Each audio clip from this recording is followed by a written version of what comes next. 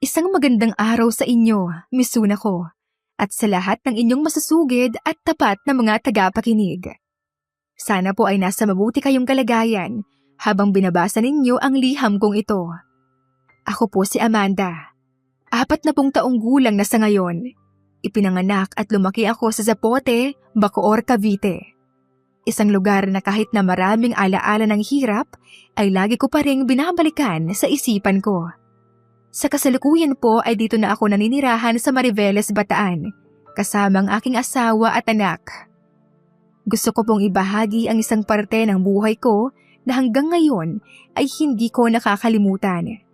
Isang karanasan sa aking kabataan na nagsimula noong ako ay 20 taong gulang pa lamang. Ang edad na dapat ay puno ng pag-asa, balot ng mga pangarap at sagana sa pag-ibig. Pero hindi iyon ang kinalabasan ng kwento ko. Hindi ko po natapos ang aking pag-aaral. Hanggang second year high school lamang ako dahil sa hirap ng buhay at sa kakulangan ng suporta ng mga magulang ko na noon pa man ay tila mas inuuna pa ang kanilang sariling layaw kaysa sa kinabukasan ng kanilang mga anak. Hindi ko po kinahihiya kahit pa sa iba ay kahihiyan ang gantong klaseng pag-amin. Isa po akong bayarang babae noon. 22 taong gulang pa lang ako ng mga panahon na yon. Pero para bang ganoon na rin katagal akong binubugbog ng mundo. Marami ang nagsasabi na maganda raw ako, maputi, maamo ang mukha, singkit ang mga mata, may mahaba at tuwid na buhok. Medyo may kapayatan ako noong mga panahon na yon, pero sapat para mapansin ng kung sino-sino. Lalo na ng mga kalalakihan. Sa isang tingin, aakalain mo na hindi ako yung tipong papatol sa ganong klaseng buhay. Pero wala silang alam sa lahat ng mga pinagdaanan ko, Miss Sunako. Solong anak lamang ako ni na inay at itay. Pero kahit na ganon, ay naramdaman ko na parang naging sagabal lamang ako para sa kanila. Ang itay ko ay isang lasenggo. Minsan, 3 araw siyang hindi umuuwi sa bahay. At kapag bumabalik siya, ay tiyak na amoy alak. May mga pasa sa mukha. Matapos ay magwawala at kami ang aawayin. Si inay naman, na siya ko sanang magiging kakampi sa bahay, ay sugal at pakikipagtismisan lamang sa labas ng bahay ang palaging inaatupag. Karamihan sa pera namin ay nauubos lamang sa tong eats at alak, kaya madalas ay nagbabangayan sila ni tatay. Hindi ko alam kung minahal ba talaga nila ako. Hindi ko alam kung anak nga ba talaga nila ako. Dahil kahit kailan, hindi ko naramdaman na pinili nila ako at pinahalagahan. Hindi ko narinig sa kanila ang mga salita na anak, kumain ka na ba? O anak, kumusta ang araw mo? Sa halip ay palagi akong nag-iisa. Parang palagi akong istorbo sa pang-araw-araw na bisyo at mga kapritsyo nila. Palagi akong parang wala lang sa kanila. Kaya isang araw ay hindi ko na kinaya ang lahat dahil umuwi akong naabutan sina inay at itay na nag-aaway. At hindi lang basta away, Miss Sunako, dahil halos lahat ng mga gamit namin sa bahay ay nagkanda basag-basag sa bawat sulok ng bahay. Kasabay ang walang humpay nilang pisikalan at sakitan sa bawat isa. Tinignan ko ang sarili ko sa basag na salamin na nasa sahig ng bahay namin. At natanong ko sa isipan ko, ano pa ba ang silbi ko rito? Kaya kinabukasan, habang tulog pa silang dalawang pareho, dahil sa pagod sa ginawa nilang gulo, dali-dali ako nag-impake ng ilang damit at lakas loob na lumayas. Dumiretso ako sa Imus, Cavite. Doon sa bahay ng tiyahin ko na pinsan ni inay, si Tia Feli. Mabait siya sa akin noong bata pa ako kaya inisip kong baka doon ako makahanap ng kaunting pahinga. Tinanggap naman nila ako, pinatulog at pinakain. Ang buong akala ko noon ay nasa tamang masisilungan na ako. Akala ko may kakampi na ako. Pero isang gabi, nagising ako na naramdaman ko na lang na tila may malamig na kamay na gumagapang sa ilalim ng kumot ko. Kaagad akong napadilat, pero bago pa man ako makasigaw, at tatawagin sana ang pangalan ng tiyahin ko ay huli na ang lahat. Sinubukan ko ring manlaban pero pinatahimik ako ng tiyuhin ko at kaagad niyang tinakpan ang kanyang malalaking palad ang aking bibig. Madiin, nakakawala ng hininga. Dahil sa takot, wala na akong nagawa pa, kundi ang umiyak na lamang ng tahimik. At iyon na nga misuna ko, na isagawa ng aking hayop na tiyuhin ang masamang balak niya sa akin. Hinalay niya ako ng gabi na rin na yon na tanging mga haligi, dingding, at bubungan lamang ng bahay nila ang piping saksi. Kinabukasan, nanginginig akong nagsumbong sa tiyahin ko. Umiiyak ako, umaasang yayakapin niya ako at ipagtatanggol. Ngunit hindi yun ang ginawa niya. Sa halip ay nagalit siya sa akin at tinawag niya akong sinungaling, haliparot, ilusyonada, at mapanira ng pamilya. Kaagad pinalayas niya ako at pinagtabuyan. Bit-bit ang mga damit sa bag ko, kahit umuulan ay umalis ako. Walang kahit na anong singkong duling na pera at walang tiyak na direksyon. Habang naglalakad ay lumuluha ako sa kalsada. Pinipigilan ng sarili kong sisihin ang langit. Nang makakita ng isang tindahan, ay inialok ko sa tindera ang kaisa-isang gamit na natitira sa akin. Ang aking pinakaiingatan na relo na bigay pa sa akin ni nanay noong hindi pa siya lulong sa bisyo. At ang perang napagbentahan ko ay gagamitin ko bilang pamasahe sa pagpunta sa isang tao na sigurado akong tanging makakatulong sa akin sa sitwasyon kong iyon. Galit na galit ako sa kanila, sa sarili ko, at maging sa buong mundo. At doon nagsimula ang pagbagsak ko. Doon ako unti-unting nalunod sa mundong hindi ko kailanman pinangarap. Nang lumayas ako mula sa bahay ng tiyahin ko, wala akong alam na ibang lugar na matutuluyan kundi ang kaibigan kong si Potpot na nakatira sa Pasay. Isang Becky, mabait, at maaasahan na kaibigan. Matagal ko na siyang kakilala. Hindi ko na alam kung saan pupunta at ano ang gagawin ko. Sa kabila ng lahat ng nangyari, hindi ko na kayang mag-isa pa.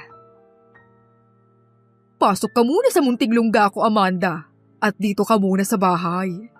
Wala naman akong kasama rito, kaya ayos lang na dumito ka muna. Masayang pagtanggap na wika ni Potpot nang makapasok na kami sa inuupahan niyang simple at maliit na kwarto.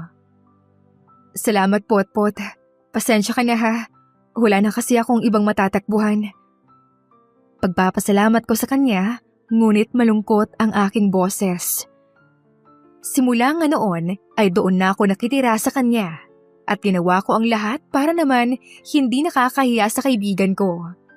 Gumagawa ako ng mga gawaing bahay, naglalaba at nagliligpit ng mga kalat na kailangan ng itapon at hindi naman na kailangan sa loob ng bahay. Madalas tuwing gabi ay wala siya roon dahil nagtatrabaho siya sa isang videoke bar hindi kalayuan sa tinitirhan niya. Doon ko naisip na marahil ito na ang pagkakataon ko na makahanap ng trabaho, kahit na hindi ko lubos na nauunawaan kung ano ang kahinatnan ko roon. Amanda, friend, gusto mo bang subukan magtrabaho doon sa bar? Baka matulungan kita.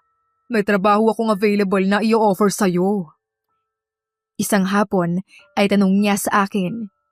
Kakagising lamang niya noon at kasalukuyang naghahandang muli para sa pagpasok. Ha?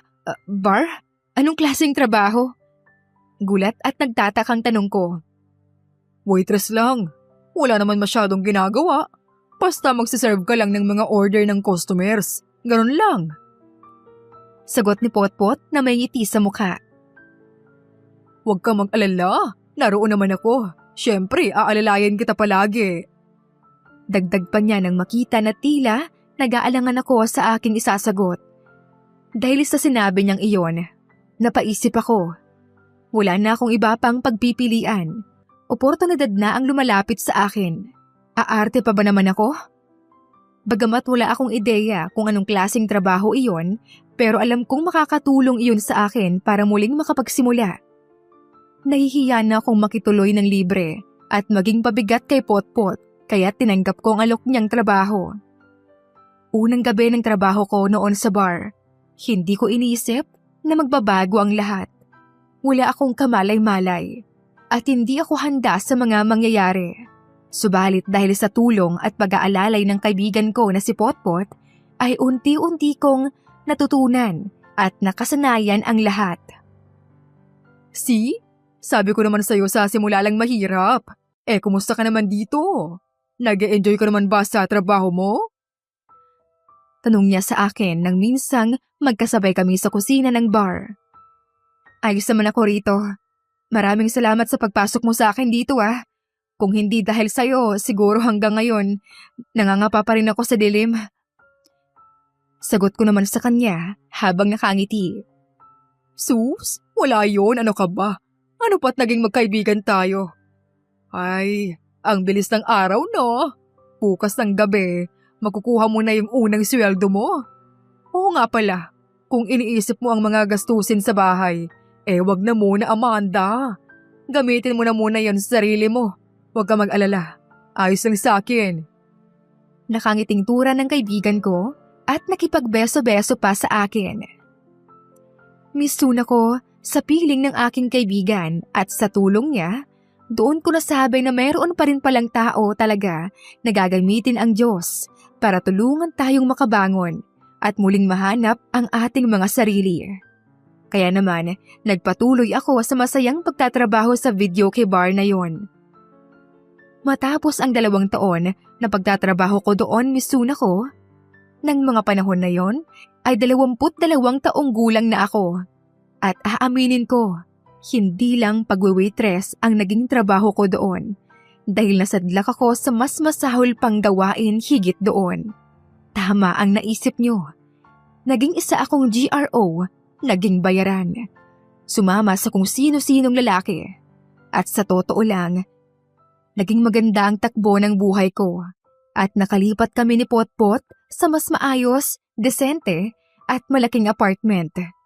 Tumibay ang sikmura ko dahil sa mga karanasan na napagdaanan ko. Maswerte nga lang na hindi ako nagkaroon ng kahit na isang anak sa mga lalaking nakasama ko. Ngunit isang gabi, hindi ko inaasahan na darating pa ang araw na may makikilala pa akong tao na magpapabago ng buhay ko. Habang abala akong nagsisilbi ng inumin, isang may edad na lalaki ngunit may itsura ang kumuway sa akin mula sa kabilang panig ng lamesa. At kahit pa napapalibutan ng malamlam na ilaw ang loob ng bar, ay hindi nakaligtas sa paningin ko ang paggindat ng kanyang mga mata. Hindi ko alam kung bakit, pero bakit para akong kinilig ng mga oras na yon. Bigla ay nakadama ako ng komportableng damdamin. At sa pakiramdam ko ay ang gaan na kaagad ng loob ko sa kanya. Gwapo hindi ba? Macho pa. Si Kapitan Ramon yan. Isa sa mga regular na customer dito. Galing lang siya sa bakasyon kaya ngayon lang ulit nakabalik. At ngayon mo lang nakita. Gusto ko nga raw niyang makilala Tara, ipapakilala kita sa kanya. Mahabang wika ni Potpot na hindi ko namalayan na nasa tabi ko na pala. Nagulat at naiilang man ay wala na akong nagawa nang mabilis na hinila ni Potpot ang braso ko upang dalihin sa harapan ni Kapitan Ramon. Isa siyang may edad na lalaki, pero kapansin-pansin ang pagiging maalaga niya sa kanyang sarili. Amoy ko rin ang tila mamahaling perfume na ginamit niya. Sa kabuuan, hindi mo aakalain na nasa edad 43 na siya. Nang mga panahon na yon, misun ako. Nang nasa harapan niya na ako, ay matamis na ngumiti siya sa akin at tumayo bilang pagrespeto. Bago maghilaw na nagsalita habang iniaabot ang kamay sa akin upang makipag-shake hands. Nanginginig na tinanggap ko naman iyon. Ikaw ba yung sinasabi ni Potpot na bagong waitress? Totoo nga yung kwento nila. Maganda ka nga talaga. Ako nga pala si Ramon. Ramon Silverio. Tanong at pagpapakilala niya sa kanyang sarili sa malambing na boses. Opo sir, pero maganda? Hindi naman po siguro. Pero salamat na rin po. Nahihiya at naiilang kong sagot. Huwag mo na akong tawaging sir.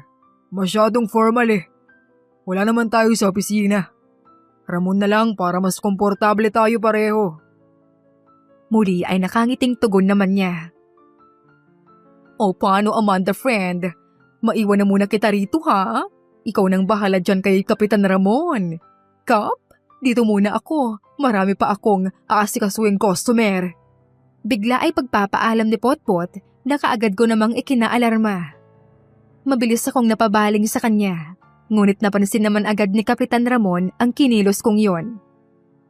Relax ka lang Amanda. Mag-enjoy ka lang. Huwag kang mag-alala. Ako ang magbabayad ng lahat ng o-orderin mo. Mahinahong wika niya at tiyak ang mga salita. Kasabay ng pagbitiw ko sa aking kamay na nakashake hands pa rin sa kanyang palad. Matapos niyon, magkaharap kaming naupo sa mesa. Habang magkaharap at nagkukwentuhan, ay hindi ko na namamalayan na unti-unti na palang napaparami ang mga naiinom naming alak.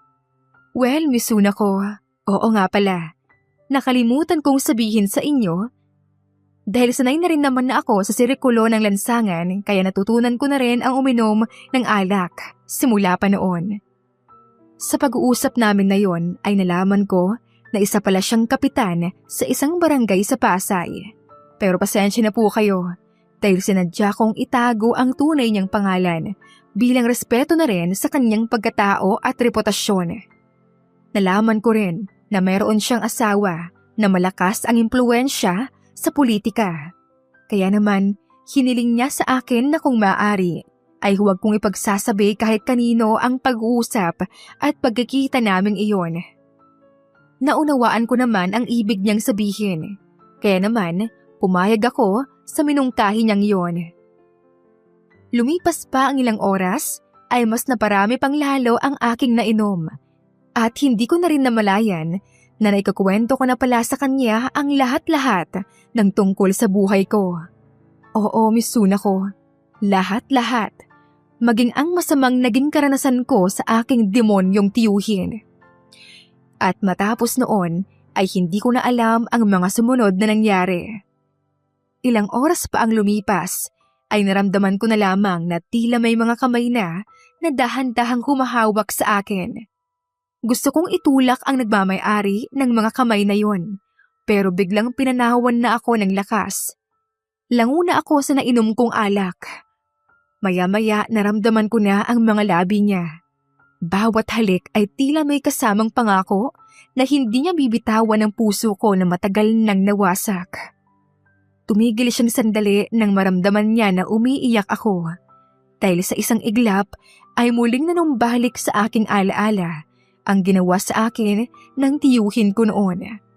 Ngunit ewan ko ba kung bakit sa pagkakataon na yon, sa halip na tumutol ako, ay tila mas gusto ko pa ang nangyayaring iyon. Amanda.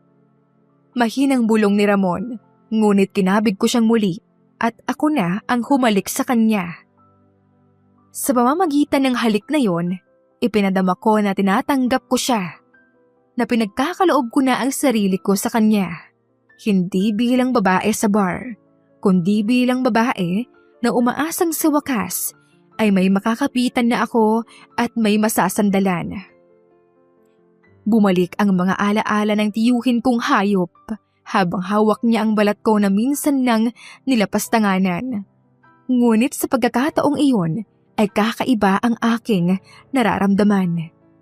Sa kabila ng kalasingan, dama ko ang pag-iingat niya, hindi sa pilitan. Bagkus ay parabang isang panandaliang kalayaan, isang gabi ng katahimikan sa gitna ng bagyo. Bahala na. Naibulong ko sa sarili ko. Basta't ngayong gabi, narito ako sa mga bisig ng lalaki na tila ba sinugo ng langit para punasan ang mga luha ko. Ang taong sa isip at puso ko ay hindi lamang nakinig sa aking kwento, kundi ginusto rin na maging bahagi nito. Ilang ulit na may nangyari ng gabing yon. Walang salita, tanging mga bulong ng pag-ibig na kahit sandali lamang ay naging totoo para sa aming dalawa. hanggang sa pareho kaming humimlay sa pagod. Magkayakap, mahimbing, walang anumang pangamba. Kinabukasan, nagising kami dahil sa sunod-sunod at malalakas na katok sa pintuan. Ramon, buksan mo tong pinto! Alam kong nariyan kayo ng babae mo! Sigaw ng isang matinis at galit na tinig. Doon lamang tuluyang nanumbalik ang katinuan ko. Bigla akong napaupo sa kama, nanlalamig at nanginginig. Nang lingunin ko ang paligid, saka ko napagtanto na naroon pala kami sa mismong kwarto ni Ramon at ng asawa nito. Kaagad namang tumayo si Ramon at sinimulang damputin ang kanyang mga damit. Huwag ka mag-alala, Amanda. Ako nang bahala kay Sonia. Siguro nga'y panahon na para tapusin ko na ang lahat ng namamagitan sa aming dalawa. Dahil sa mga kasakiman na ginagawa niya sa akin noon pa. Gigil at seryosong wika ni Ramon na labis kong pinagtaka. Mabilis na sinuot namin ang aming mga damit sa gitna ng kaba at pagkagulat. Bigla ay bumukas ang pinto ng kwarto at bumungad sa amin ang tila nag-aapoy sa galit ng mga mata ni Sonia, ang asawa ni Ramon. Samantala, hindi ko alam kung ano ang gagawin ng mga oras na yon, sapagkat huling-huli kami sa akto ng kanyang asawa na magkasama. Ngunit, mabilis akong hinawi ni Ramon upang ikubli sa kanyang likuran. Matapos, ay silang dalawang mag-asawa ang nagharap. Anong kalokohan to, Ramon? Sa mismong kama pa talaga natin? At ikaw malanding babae. Bakit ka nagtatago riyan? Lumabas ka rito at kakalbuhin kitang hayop ka! Sigaw ni Sonia sa galit na tinig. Akma na sana siyang susugod sa akin, pero agad siyang hinarang ni Ramon. Tama na, Sonia! Tama na! Pasigaw at galit na awat niya sa asawa bago muling nagpatuloy. Huwag na huwag mong sasaktan si Amanda. Mahal ko na siya at siya na ang gusto kong makasama sa buhay. Tapos na tayo, Sonia. Matatag niyang sabi habang nakatayo sa harap ko. Ha? Nababaliw ka na ba, Ramon? Naririnig mo bang sarili mo, ha? Tinig ni Sonia, nanginginig sa galit habang lumuluha. Pero sa halip na umatras, humarap si Ramon sa kanya. Sa unang pagkakataon, nakita ko ang isang Ramon na sa tunay niyang pagkatao. Matapang, buo ang loob at makatwiran. Sonia, tigilan na natin to. Huwag na nating dayain pang mga sarili natin. Tila nauubos sa pasensyang saad ni Ramon. Napatingin ako sa kanya. Hindi ko maiwasang mag-isip kung ano ang pinanggagalingan ni Ramon habang sinasabi ang mga salitang iyon. Ngunit isa lang ang napansin ko. Tila may isang katotohanan siyang isisiwalat, sasabog at sasambulat sa harapan ng bawat isa. Maya-maya ay hinihingal sa galit na nagpatuloy siya sa pagsasalita. Alam ko ng totoo, Sonia. Alam ko na unti-unti mong nililipat sa mga account mo ang mga pera sa account ko. Sinabi sa akin ng accountant ko ang lahat. Sa puntong iyon ay si Ramon naman ang galit na galit. Hindi yan totoo. Sinungaling yung accountant mo. At ikaw naman, gumagawa ka lang ng kwento para mailigtas mo ang sarili mo sa kasalanan mo. Sa halip ay asik namang sagot ni Sonia. Matapos iyong sabihin ni Sonia, ay nakita ko na agad na lumapit si Ramon sa isang gilid ng kwarto kung saan ay naroon ang isang vault. Mula roon, nilabas niya ang isang envelope ng makakapal na dokumento at mga bank statements. Nilapitan niya si Sonia at galit na iniabot iyon. Paano mo ipapaliwanag to, ha, Sonia?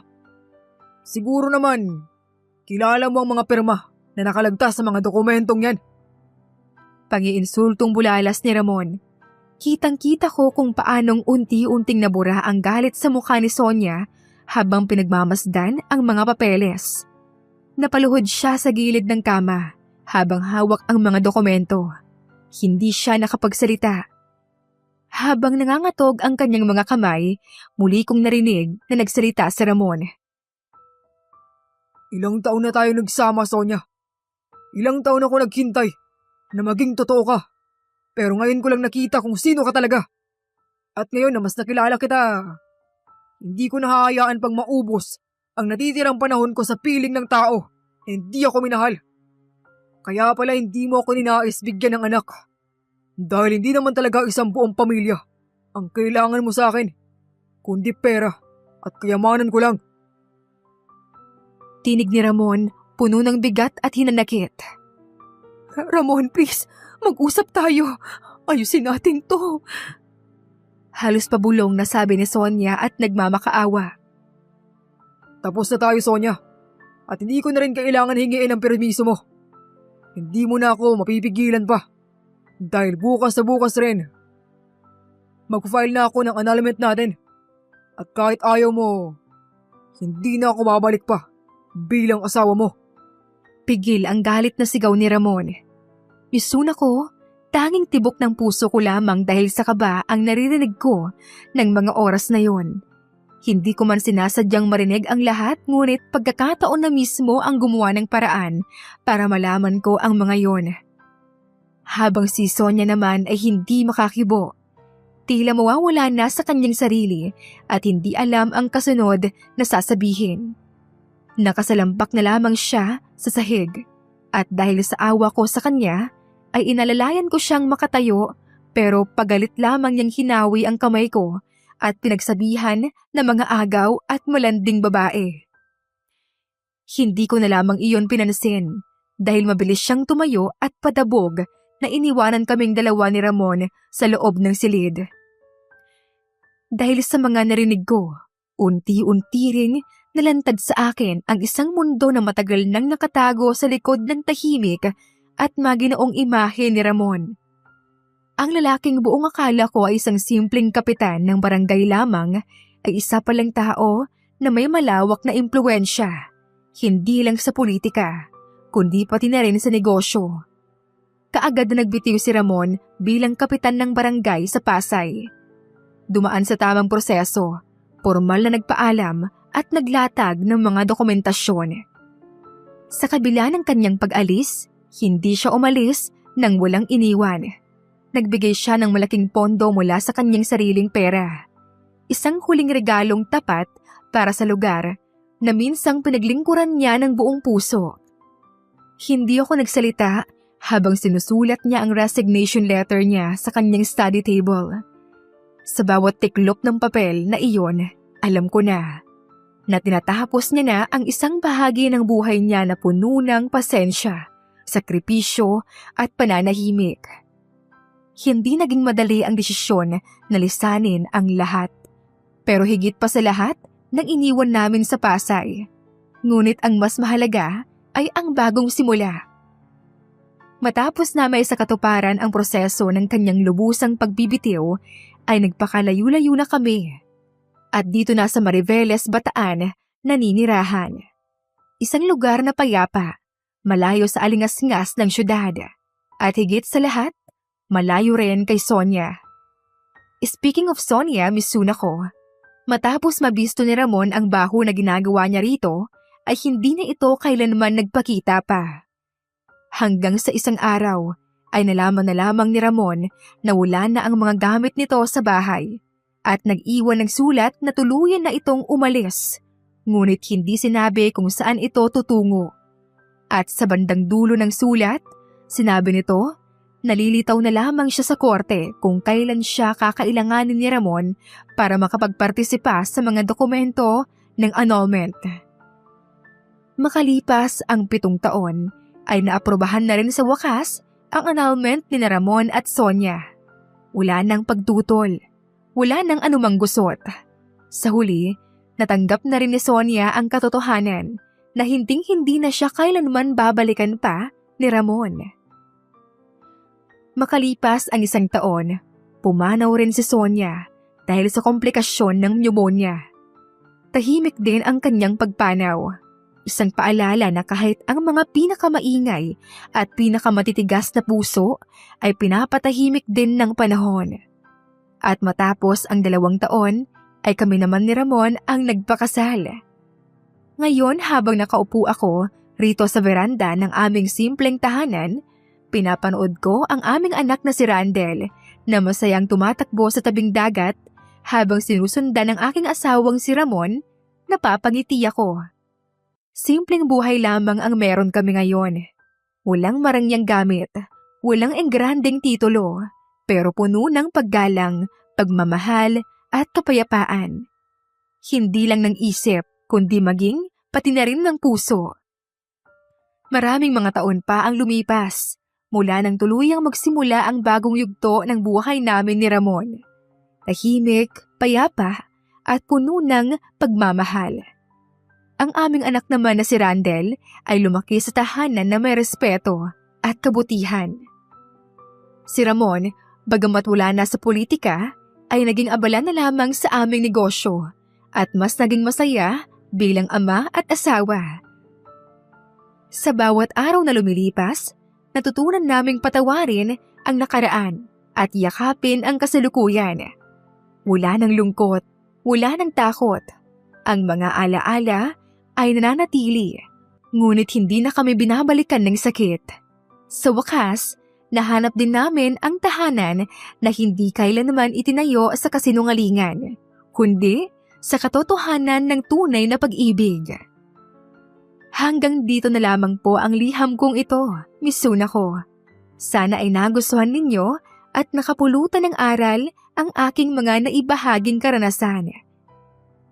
Lubos na gumagalang at nagmamahal, Amanda ng Mariveles, Bataan. Sana po ay nagustuhan ninyo ang ating kwento ngayong araw. Ako po ang inyong tagapagsalaysay, Miss Suna ko. Maraming salamat po sa inyong pakikinig at hanggang sa susunod na kwento.